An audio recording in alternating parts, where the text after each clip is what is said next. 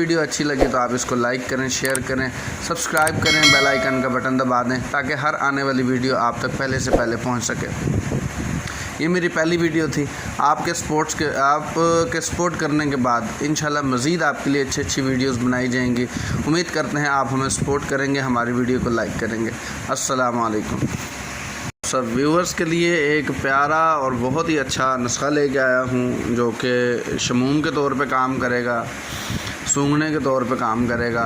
किसी को नज़ला है, ज़ुकाम है, चाहे वो बारद है, चाहे वो हार है, किसी भी तरह का है, किसी भी किस्म की कोई एलर्जी है, छींकें नहीं रुकती, ज़ुकाम नहीं रुकता, नज़ला नहीं ख़त्म होता, उसके लिए बेहतरीन और अच्छा और मुजरब नुस्खा आप दोस्तों के लिए पेश करता हूँ।